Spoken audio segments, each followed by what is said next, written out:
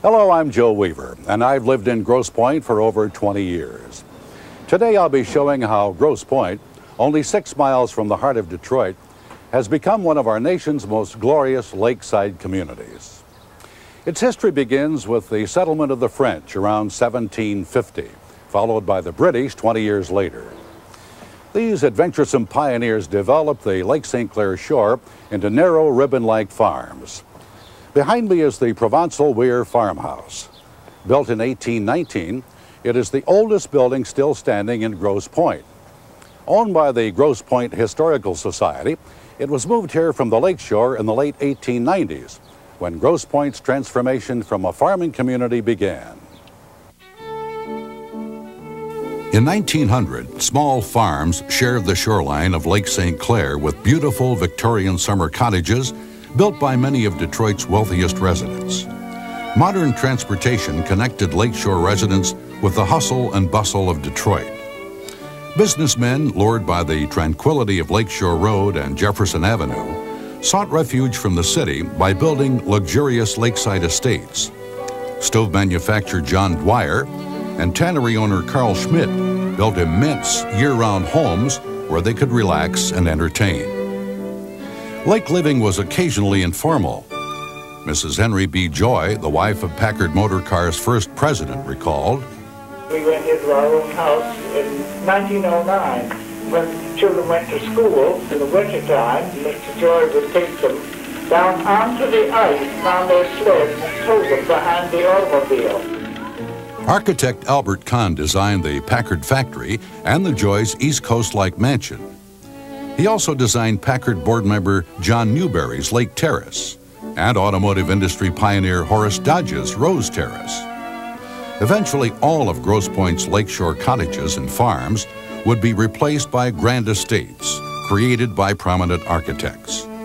Lumber baron Russell A. Alger replaced the Hinchman cottage with the moorings, designed by New York architect Charles Platt. And lawyer Harold Wardwell enlisted Detroit architect William Stratton to remodel the William Buck farmhouse. The mansions reflected their owners' social status and thirst for culture. Like many of his neighbors, D.M. Ferry, owner of the world's largest seed company, filled his English Renaissance home with antiques and rare art. Like other communities, family members often lived near each other. The 4 grandchildren of Wyandotte Chemical founder Captain J.B. Ford lived next door to one another on Lakeshore. One sister, Stella Schlottman, and her husband Joseph lived in this English Renaissance home designed by Pittsburgh's Albert Spar. And her sister Nellie, with husband Dr. Harry Torrey, lived in this Beaux-Arts designed by Detroiter John Scott. Other estate owners' children lived on Berkshire Place, an early subdivision built near the Algers. Mrs. Joy nicknamed the area the Cabbage Patch, after a popular children's book, Mrs. Wiggs and the Cabbage Patch. Joseph Berry, the man who invented varnish, also speculated in real estate.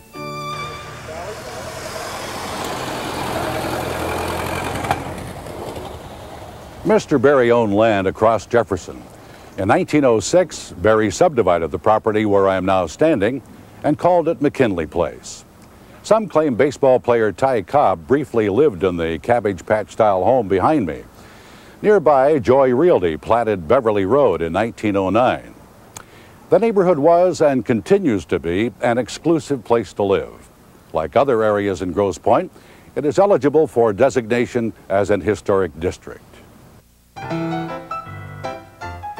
Whether competing in sports or attending parties, Grosse Pointe residents loved to socialize. Parties were spectacular. Printed menus and eloquent toasts were the norm. Afternoon garden parties were popular on the grounds of lakeside estates. And after 1906, many of these social events were held at the Albert Kahn-designed Country Club of Detroit, near Fisher Road and Lakeshore. Detroit Saturday Night, a weekly newspaper, reported on the festivities. All swagger Detroit was there. The busy motors and dainty electrics wheeled up the spacious lawns and deposited load after load of radiant women and men.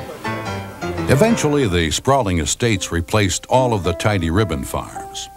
This transformation forced the farmers to seek alternative employment. Resourceful and willing to serve, some villagers became wholesale florists, like Theodore Damerow, or grocers like Albert Parent. Others found municipal jobs or competed with European immigrants for domestic positions at the mansions.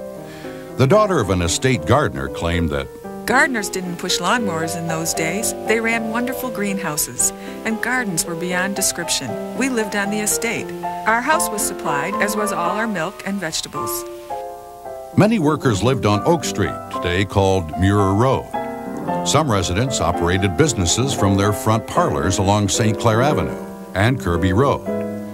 And the local delivery man was not only welcomed for his goods, but his gossip too. Along the lake in Grosse Pointe Township, laws were made by the villages of Grosse Pointe and Grosse Pointe Farms. Besides speed limits, they attempted to settle ongoing jurisdictional disputes over the mosquito-infested Black Marsh Ditch, located inland near Mack Avenue. In 1907, after Detroit extended its boundaries to just beyond Alter Road, residents from Alter to Cadue Road created a third village, Grosse Pointe Park. In 1911, estate owners east of Provençal Road founded the village of Grosse Pointe Shores. Albert Kahn designed their municipal building. After 1905, running water and electricity were provided to residents by the Peninsular Electric Light Company.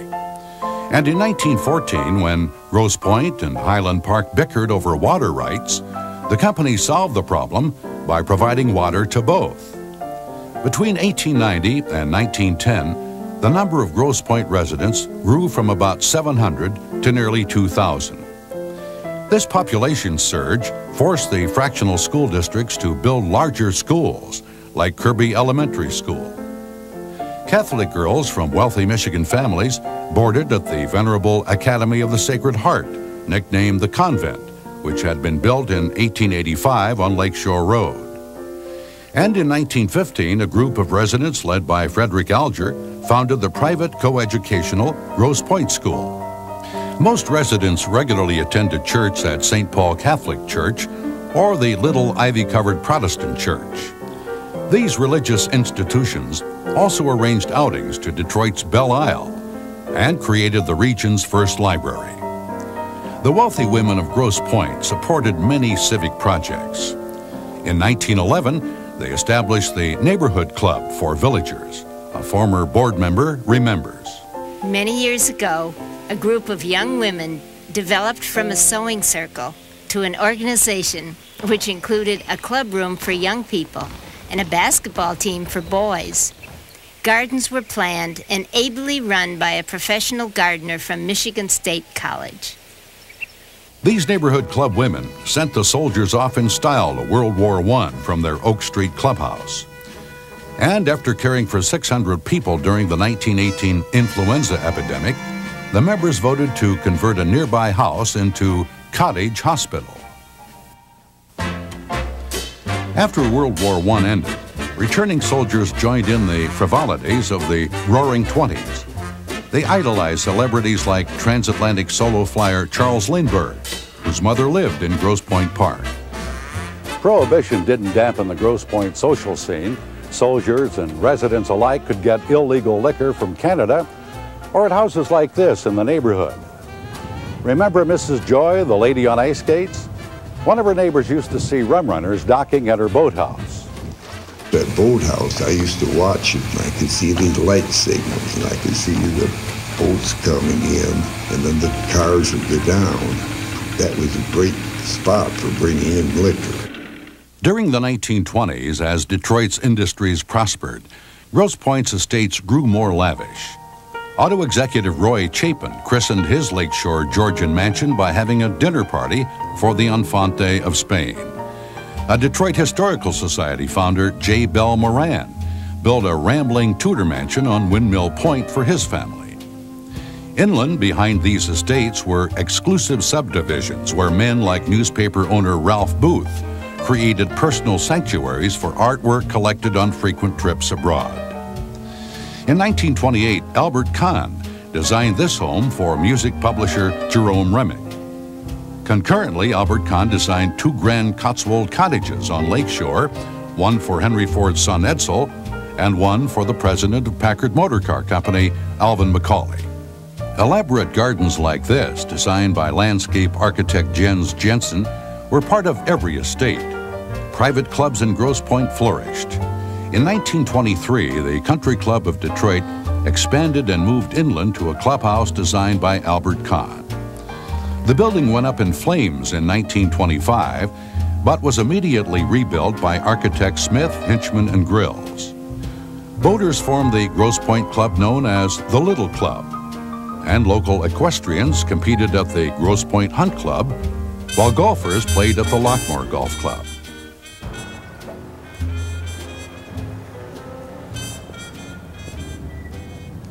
The present Grosse Pointe Yacht Club opened in 1929. Local sailors were very proud of their Venetian clubhouse, designed by Bostonian Guy Lowell. Due to the club's aggressive restoration program, the main building looks very much like it did when originally built. By the mid-1920s, Grosse Pointe's population continued to expand as salesmen, school teachers, tradesmen, and shopkeepers moved to bungalows and neighborhoods near both Alter Road and Fisher Road. Most residents shopped in Detroit, but the local shopping area known as the Village was a 2-block strip of retail establishments on Kercheval near Cadue. Other businesses were scattered throughout the community, like florist Shagel and Keir on Kirby Road, and a movie studio on Vernier Road. Inland behind Grosse Pointe shores, the village of Lockmore was formed in 1927. Also in 1927, growing pains forced the neighborhood club to move to a new, larger building near the village. Community clubs and organizations like the Horticultural Society and Chauffeurs Club moved too. Children loved the neighborhood club's after-school programs. A year later, the newly independent Cottage Hospital moved to its present location at Kercheval and Oak Street. Religious institutions grew in the 1920s too. The Ecumenical Protestant Society, which worshiped in the little ivy-covered church, converted to Presbyterian. In memory of their parents, John Jr. and Truman Newberry, contributed funds to help replace the little ivy-covered church with the larger and more dignified building, Grosse Pointe Memorial Church. In 1926, Grosse Pointe Park's Catholic residents formed St. Clair de Montefalco Parish, and on July 4, 1927, dedicated St. Ambrose Church. And in 1931, the new Christ Episcopal Church held its first services in Grosse Pointe Farms. The area's population continued to grow. In 1921, Grosse Pointe's fractional school districts consolidated by forming the Rural Agricultural School District No. 1 and immediately began an aggressive building program.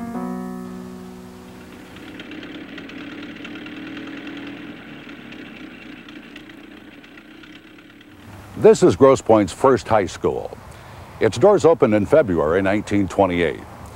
Local residents objected so loudly to its being built at this location that a Michigan Supreme Court decision was required before construction could begin.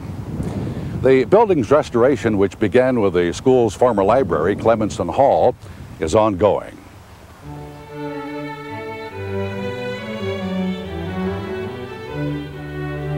During the late 1920s, the need for more private and parochial schools increased.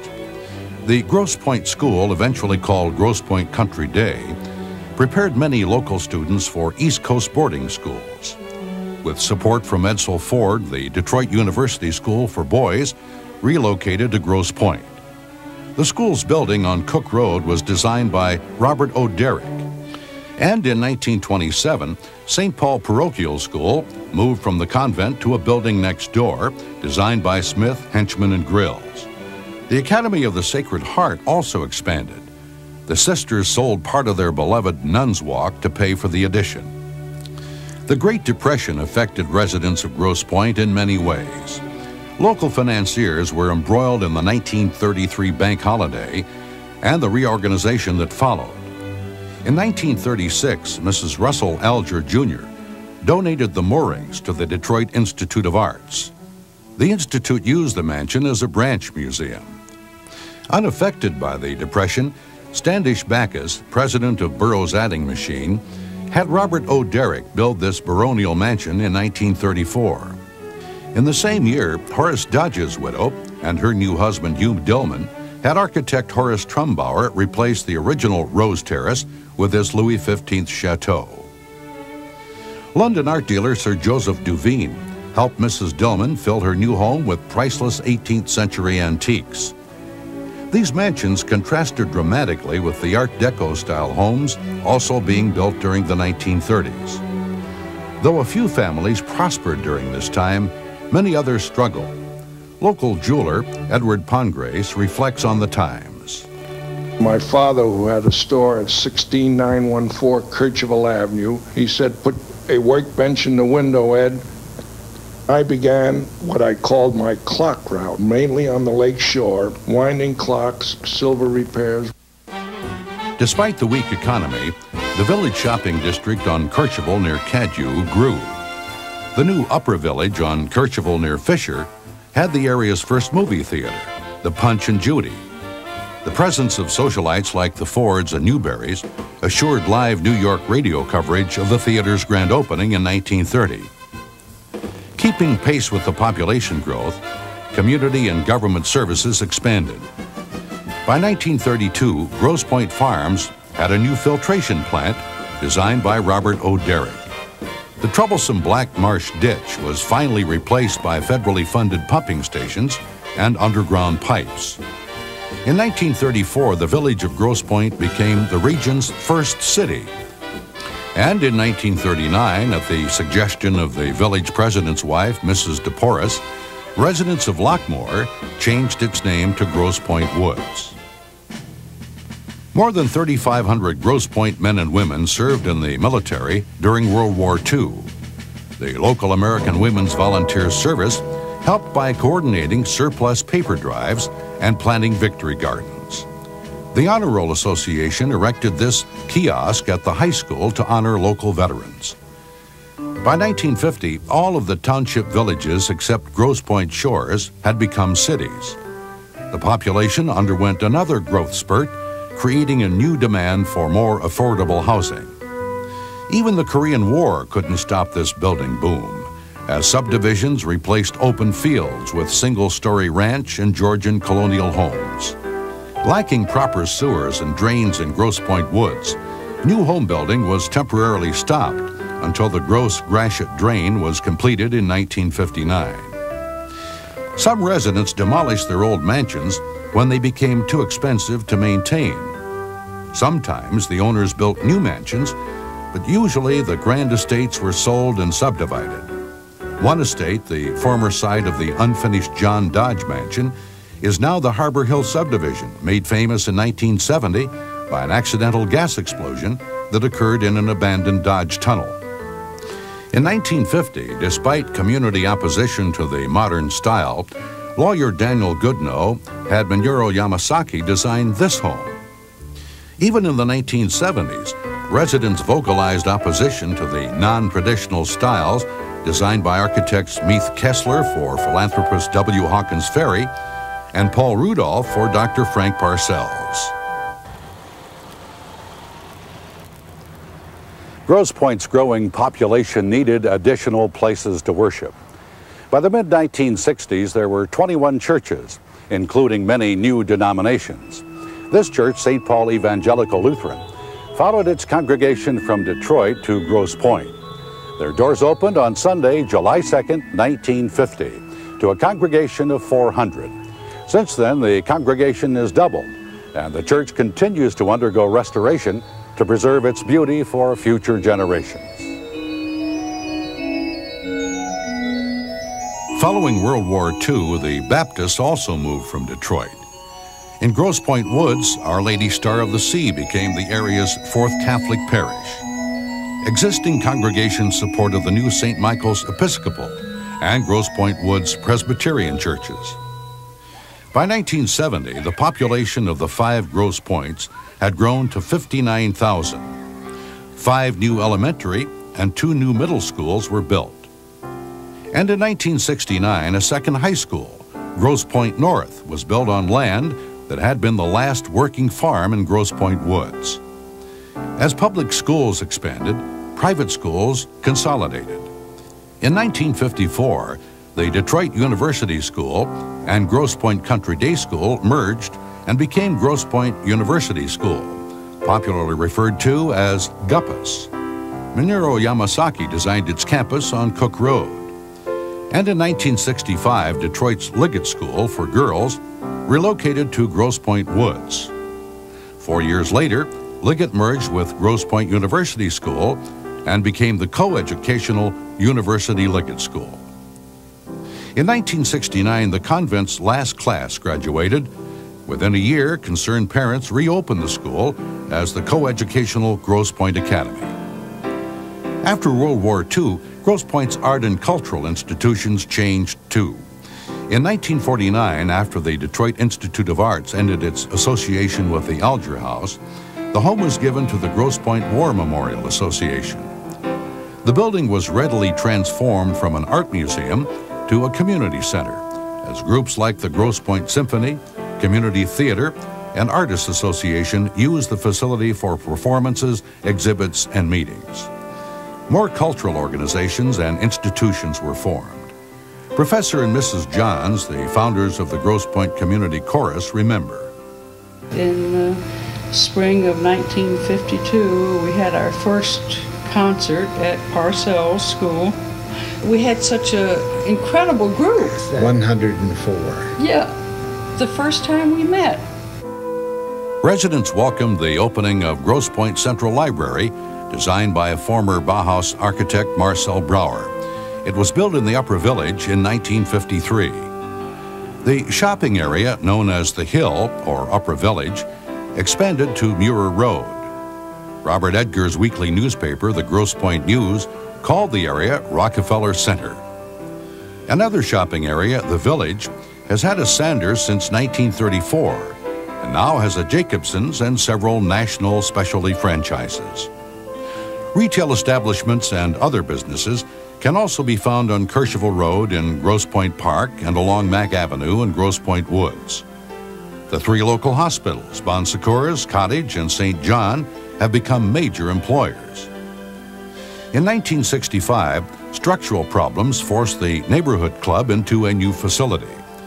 The club's programs expanded to include senior citizens activities and girls' intramural sports. Once an orphanage, the Children's Home of Detroit now provides interim care for troubled youth on its Grosse Pointe Woods campus. Like people from all over the country during the Vietnam War era, concerned residents marched for peace, crusaded against pollution, and formed interest groups such as the Family Life Education Council. In 1967, the Grosse Pointe Human Relations Council invited Martin Luther King Jr. to speak. Despite some public opposition to his presence in Grosse Pointe, he spoke to a crowd of 2,700 people on March 14, 1968, just 3 weeks before he was assassinated. Somehow, we must all learn to live together as brothers in this country, in this pluralistic, interrelated society. We are all tied together in a single garment of destiny, caught in an inescapable network of mutuality. By 1980, Grosse Pointe's population had declined. Public school enrollment dropped, and the Board of Education proposed closing schools. Parents objected, and an unsuccessful recall of board members was held. After much discussion, Barnes Elementary School was the only facility to actually close. Community involvement continued as residents vehemently objected to developers turning Mrs. Dodge's Rose Terrace into luxury condominiums. Instead, the mansion was demolished and a subdivision was built. Fortunately, the Edsel and Eleanor Ford estate escaped such a demise thanks to Mrs. Ford's foresight. In 1976, her will provided funding for the estate's use by the public as a community cultural center. The residents of Grosse Pointe have always taken great pride in their lakefront parks. This is Grosse Pointe Woods Park, built on property formerly owned by Mrs. Eleanor Ford. The parks continued to reflect the community's needs. In 1991, a children's playscape was built at Patterson Park on Windmill Point. Playscape organizer Gigi Wyman notes that it was wonderful to see the parent working with the child and neighbor working with neighbor. And that was an outcome that we didn't expect, and an outcome that we're going to be feeling for years. Grosse Pointe has changed since the days of ribbon farms, summer cottages, and sprawling estates. The descendants of the original British and French settlers have been joined by people of over 50 different nationalities. Our beautiful shoreline is now shared by suburban homes and municipal parks with children's playscapes. The community of Grosse Pointe continues to change and grow as concern for its preservation merges with plans for its future.